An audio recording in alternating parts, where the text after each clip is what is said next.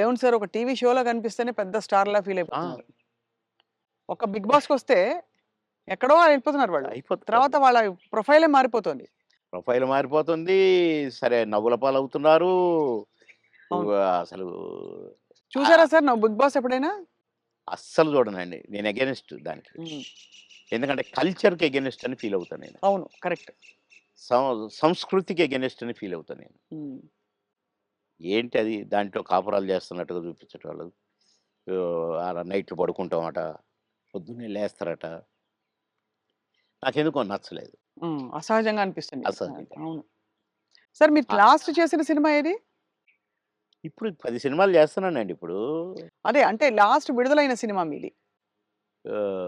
'Mister Bachchan' అనుకుంటా. ఆ! 'హరిశంకర్' గారిది. హ్మ్.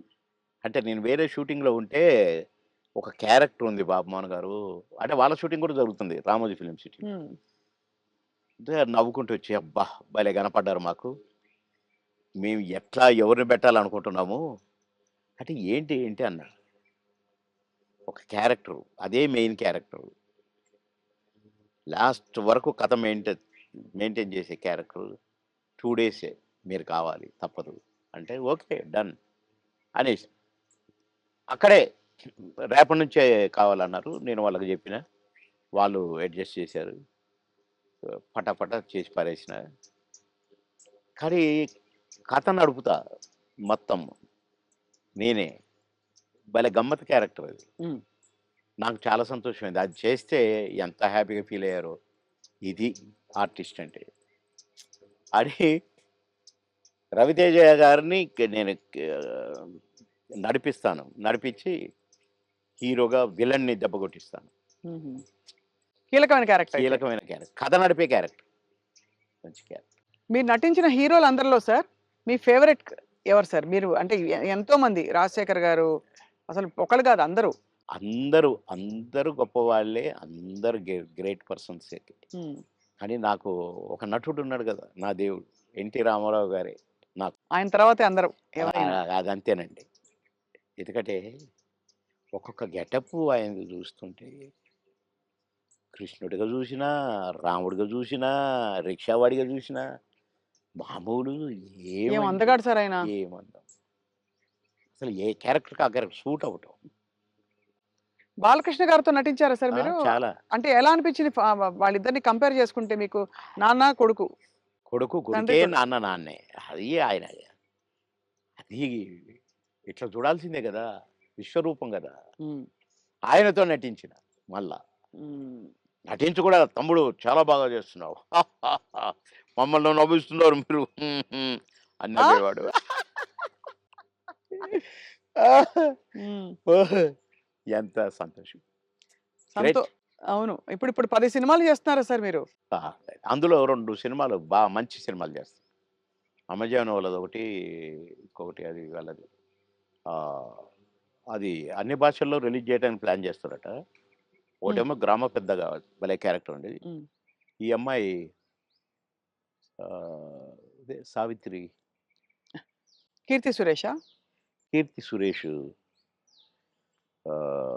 Main character. Lady oriented subject. నేను ఈ తరం ఊ సౌందర్య ఆవిడే. 'ఈస్‌దారం సుందరి' కదా! భలే చేస్తదండి.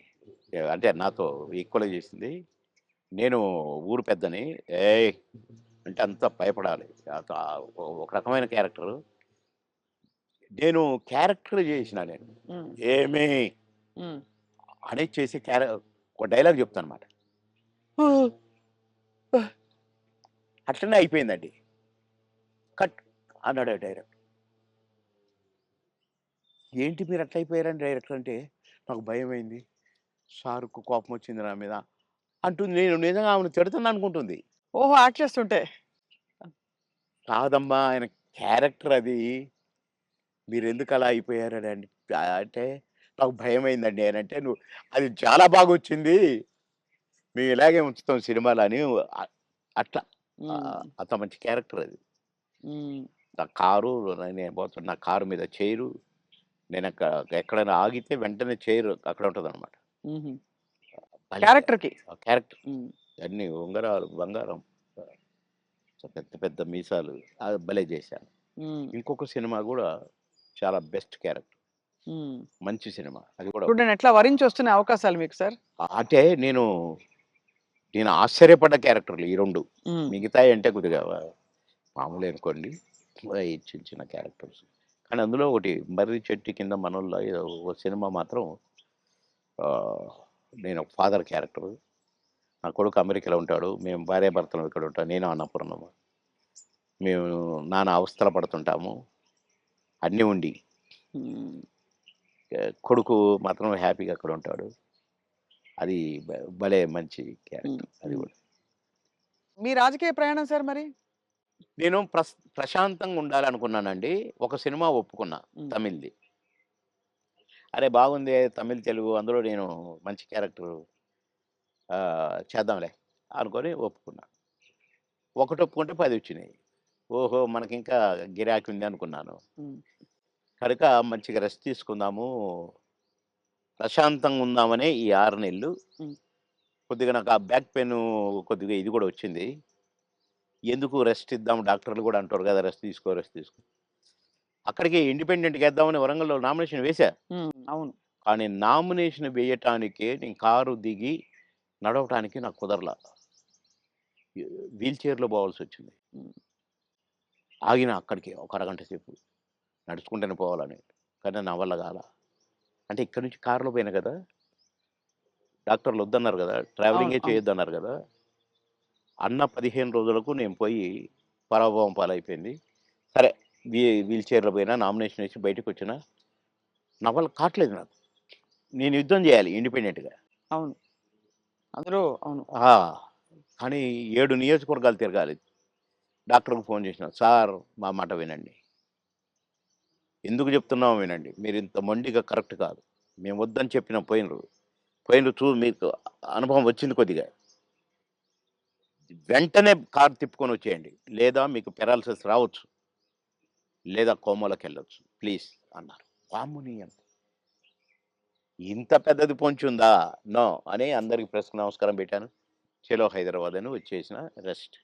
ఇప్పుడు హాయిగా సినిమాలు ఎంజాయ్ చేస్తూ, హ్మ్. చక్కగా ఈ మంచి వాతావరణాన్ని ప్రశాంతంగా, చక్కగా రాగి రాగి జావని ఆస్వాదిస్తూ, అవును. అలా మీ వేడి వేడిగానా? వేడిగా గోరువెచ్చగా, తాగాలి సార్? గోరువెచ్చగా. వేడిగా. అయితే అంటే మంచి పాయింట్ సార్. మీకు ఇంకా తీర్చుకోవాల్సిన కోరికలు అందరికీ ఉంటాయి కదా సార్! చిన్నవో, పెద్దవో ఇప్పుడు నాకు బట్టల పిచ్చుండొచ్చు. ఇంకెవరికో బంగారం పిచ్చుండొచ్చు. మీకు అలాగా ఏమిటి మీకు లక్ష్యం గాని, ఇంకా ఆ! ఆశయం గాని? పెద్దగా నాకు మొదటి నుంచి కూడా కోరికలేం లేవండి. ఇదైతే బాగు, అదైతే బాగు, ఇంత పెద్ద బంగ్లా ఉంటే బాగు, లేకుంటే ఒంటి నిండా అసలు నేను ఉంగరం పెడితేనే నాకు గిఫ్ట్‌లిస్తే ఇ ఈడ పెట్టారు కదండీ! ఈ చెయ్యి వెనక్కిపోద్దనమాట. హ్మ్. ఈ చెయ్యి ఇటు పోయి టక్కన తీసి జేబులో ఏసుకుంటాను. అంటే 5 నిమిషాలు కూడా ఉండనియను. హ్మ్. మా పెద్ద బాబు వేసుకునే ఒక చైను వాడు డ్యాడీ నాకిది కావాలి అంటే నేనే ఇచ్చాను. నాకు మోహన్ బాబు అన్న ఇచ్చాడు చైను. హ్మ్. ఆహ్, ఆయన సినిమా హిట్ అయితే మాకు గిఫ్ట్‌లిచ్చాడు. ఆ గిఫ్ట్ చైను నేను వేసుకోవట్లేదు. మా పెద్ద బాబు అడిగి "కావాలి డాడీ" అంటే "తీసుకో నాన్న నాకొద్దు" అన్నా. ఆడు చనిపోయినాక ఎందుకో ఆ చైను హ్మ్. హ్మ్. నేను వేసుకోవాలనిపించి వేసుకున్నా. కానీ అది కూడా అప్పుడప్పుడు వేసుకుంటాను. మళ్ళా తీసి దాచిపెడతాను. హ్మ్. అంతే. తప్ప పెద్దగా నాకు ఏమోనండి నాకు వైర అన్నీ అంటే జూసాను. దుఃఖం ఎంత దుఃఖం సార్. ఎంత విషాదం చూసారు జీవితంలో. అబ్బో! అబ్బో! చాలా.